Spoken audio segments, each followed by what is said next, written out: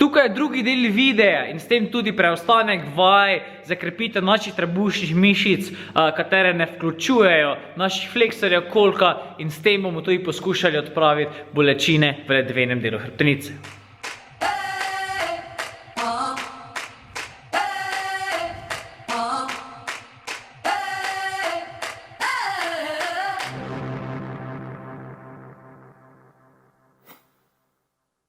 Evo, smo že na drugi vaji.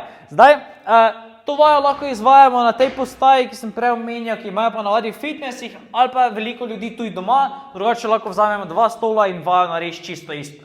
Seveda lahko stvar delaš tudi na obročih, ampak tam je zaradi dejansko vaja dosti težja, že ker moramo stabilizirati naš ramenski obroč dosti bolj, kot na neki fiksni štangi. Zgleda tako. Gremo v zgornjo pozicijo in od tukaj vse, kaj storimo, je to, da praviš trtico dejansko dvigniti v zrak. Ne dvigneš nog naprej, da uporabiš fleksorje kolka, ampak praviš naš trtico spraviti v zrak. Še enkrat, roke so stegnjene, tukaj, trtico spravi v zrak.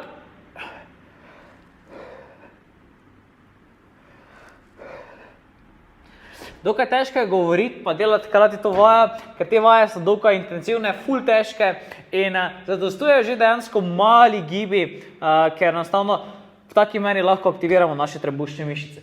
Pri crossfitu je tako, da se tale blazina uporablja ful pogosto. V bistvu se reče abmat je dejansko blazina in to nam omogoča, ko se damo pod ledveni del to, da je naš hrbet ledveni del skozi stiku s podlago, in to prepreči, da preidemo v hiperekstenzijo in s tem spet bi vključili naše fleksorje kolka. Druga stvar je pri izvajanju tega sit-upa to, še ena stvar, če slučajno nimaš tega abmata, vzami si par brisač, 2-3 brisače, zloži si v tako obliko, podloži pod ledveni del, ali si vzameš čisto yoga mat oziroma podlogo, na kateri pa delaš trebušnjake, jo zvi, da je pod ledveni del in bo stvar dokaj podobna. Naslednja stvar, ki je tu pomembna, je to, da damo noge v metuljčka. Zdaj, mi temu rečemo metuljček, lahko rečeš kak češ, to je pomembno zato, ker naše fleksorje kolka damo dokaj nepravilni položaj oziroma damo v tako disfunkcije, če bi lahko temu rekel. In kaj to pomeni, da pri samem gibu ne bomo mogli toliko sodelovati, kot če bi imeli recimo noge nekje zahaklane in bi lahko tukaj ful bolj vključili fleksorje kolka. Če damo tak, enostavno ni take možnosti, da se naši fleksorji kolka vključijo v sam gib. Sit-up zgleda tak, da se enostavno, skoro sem imel lega, da se enostavno vležemo na tla. Pri crossfitu je tak, če delaš valjda več ponovitev, hočeš čim hitreje narediti, uporabimo roke, da se vstanemo. Drugače, varianta za to, da krepiš trebušne mišice čim bolj, je valjda uporaba čim manj momenta, da bi daš roke za glavo ali daš tu pred sebe in se vstaneš, lahko se tudi počasi dol spuščaš in tako dalje. Fleksorji kolka seveda malo sodelujejo, ampak v dosti manjši meri, kot bi pri navadnih trebušnjakih. Naslednje 3 vaje bo vsebovale elastiko. Zdaj, kaj je pomembno pri tem povedati, je to, da same 3 vaje se bo razlikovale med seboj, ampak razlikuje se lahko tudi na kak način nekdo to naredi, zato ker obstaja ful več načinov oziroma malenkostne spremembe, korekcije, kako kdo vajo naredi, tako da ni glih to ravno pravilen pa naroben način. Prva vaja, kaj pa radimo? Radimo elastiko, pa nekaj trdnega štango, bilo kaj, kam pač lahko elastiko prihakljamo. Zdaj, prva vaja, palov pres, nekateri dvignejo nogo, nekateri, ko bomo roke stegnili, stegnejo pred sebe, nekateri nad sebe, teda tukaj je ful več variant. Kar je pomembno je to, da bolj ko stran stopiš, bolj je elastika napeta, težje ti bo. In hočemo, da naš trup ne zanese na eno stran, da smo zravnani, po možnosti mogoče tudi lopatice, malenkost pritegnjene nazaj, lepa drža in od tukaj stegneš roke ali stegneš nad glavo, ali si na eni nogi, kakorkoli. Glavnem, palov pres. Naslednja varianta je ful podobna. In da stopimo malenkost bolj nazven, stegnemo roke, dejansko tak nek swing, pustimo, da nas elastika malo potegne nazaj, se obrnemo.